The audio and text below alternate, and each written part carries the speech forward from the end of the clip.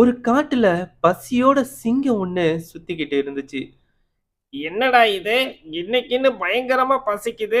சாப்பிடவும் எதுவும் கிடைக்க மாட்டேங்குது. எங்க போச்சுங்க இந்த காட்டுல உள்ள முட்டாள் மிருகங்கள் எல்லாம்? ஆ?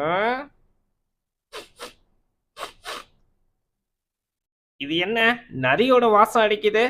ஒருவேளை நரியோட குகையா இருக்குமோ? எப்படியும் சாயங்காலம் நல்லா சாப்பிட்டுட்டு அந்த நரி குகைக்கு வரும். அப்ப அந்த நரிய பிடிச்சு நாம சாப்பிட்டுட வேண்டியதுதான். நாம போய் உள்ள போய் ஒளிஞ்சுப்போம். அந்த நரி வந்ததும் அதை காலி பண்ணிடுவோம்.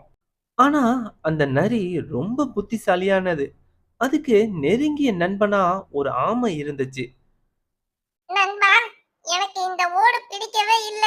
இந்த ஓடு மட்டும் இல்லனா என்னால வேகமா ஓட முடியும், பறவைகளை போல பறக்க முடியும், குரங்குகளை போல மரத்துக்கு மரம் தாவ முடியும். இது ரொம்ப வெயிட்டா இருக்கு. என்னால தூக்கிக்கிட்டு நடக்கவே முடியல. அப்படி சொல்லாத நண்பா. கடவுள் ஒரு ஒரு மிருகத்துக்கும் ஒரு ஒரு மாதிரி உடல் அமைப்பு கொடுத்திருக்கிறாரு. அது அதுங்களோட பாதுகாப்புக்கு தான்.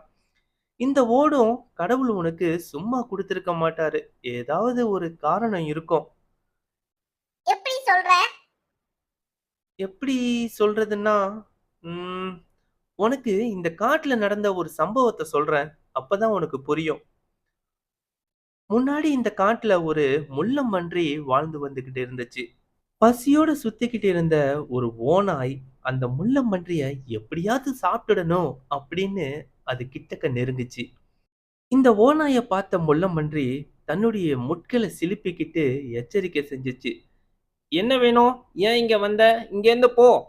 இல்லப்பா, நான் உன் அழக ரசிக்கத்தான் வந்தேன். ஏன் என்ன பார்த்து பயப்படுற?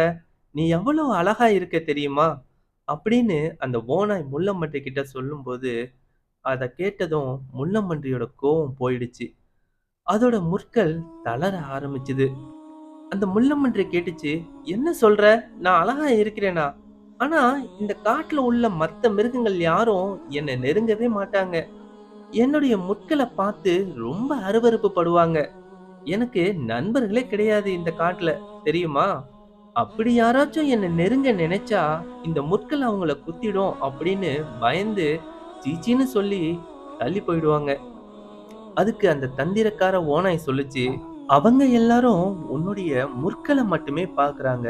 ஆனா நான் மட்டும்தான் அந்த முட்களுக்குள்ள இருக்கிற உன்னுடைய அழகான இதயத்தை பார்க்கிறேன். நீ எவ்வளவு அழகா இருப்ப தெரியுமா? நீ வேணும்னா உன்னுடைய முற்கள் எல்லாத்தையும் கழட்டிட்டு ஒரு நிமிஷம் வந்து பாரு. உன்னையே உனக்கு பிடிக்கும். அதுக்கப்புறம் இந்த காட்டுல உள்ள மிருகங்கள் எல்லாரும் உன்னை நண்பனா ஏத்துக்கங்க. நீ அவ்வளோ அழகா இருப்ப. இத கேட்டதும் அந்த முள்ளம்பன்றி தன்னுடைய முற்கள் எல்லாத்தையும் தன்னுடைய பற்களாலேயே பிடுங்க ஆரம்பிச்சது. எல்லா முட்களையும் பிடுங்கினதுக்கு அப்புறம் அந்த ஓநாய் நினைச்சது நடந்துடுச்சு. ஓநாய் இப்போ அந்த முள்ளம்பன்றி மீது பாஞ்சு அந்த முள்ளம்பன்றிய கொன்னு சாப்பிட்டுடுச்சு. அதுக்கு தான் சொல்றேன், கடவுள் காரணம் இல்லாம யாருக்கும் எதுவும் கொடுக்க மாட்டாங்க. கடவுள் உனக்கு இந்த ஓட குடுத்திருக்கிறாரு அப்படின்னா, கண்டிப்பா அது உன்னுடைய நல்லதுக்காகவும், உன்னுடைய பாதுகாப்புக்காகவும் தான் இருக்கும். சரி, நாளைக்கு சந்திப்போம். நான் குகைக்கு போறேன். ரொம்ப நேரம் ஆயிடுச்சு. அப்படின்னு நரி தன்னுடைய நண்பன் கிட்ட சொல்லிட்டு தன்னுடைய குகைக்கு வந்துகிட்டு இருந்துச்சு. குகைக்கு வந்த நரி குகை வாசல்ல ஒரு சிங்கத்தோட கால் தடம் இருக்கிறத பார்த்துடுச்சு. என்ன இது? சிங்கத்தோட கால் தடம் இருக்கு. உள்ள ஏதாவது கொடிய மிருகங்கள் இருக்குமா? சரி, சோதிச்சு பார்ப்போம். என்ன பண்ணலாம்? ம். குகையே, எப்போதும் நான் வாசலுக்கு வந்தாலே வணக்கம் சொல்லி என்ன வரவேற்பு செய்வ. இன்னைக்கு ஏன் அமைதியா இருக்கிற? என்ன ஆச்சு உனக்கு?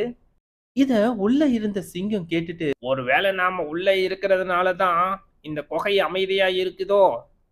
எதுக்கும் இந்த குகை மாதிரியே நாம பேசி அந்த நரிய உள்ள வர வைப்போம். அது ஒண்ணும் இல்ல நண்பா. இன்னைக்கு கொஞ்சம் தூங்கிட்டேன். அதனால நீ வந்ததை கவனிக்கல. நீங்க தாராளமா உள்ள வாங்க. நான் உங்களை வரவேற்பு செய்யறேன். வாங்க வாங்க. இத கேட்டதும் சிங்கம் தான் உள்ள இருக்குன்னு நரிக்கு தெளிவா புரிஞ்சிடுச்சு. அட முட்டாள் சிங்கமே! என்னைக்குடா குகை பேசியிருக்கு? நல்ல வேளை நான் தப்பிச்சுட்டேன் என்னோட புத்திசாலித்தனத்தால. அப்படின்னு அங்கேருந்து அந்த நரி ஓடி போயிடுச்சு.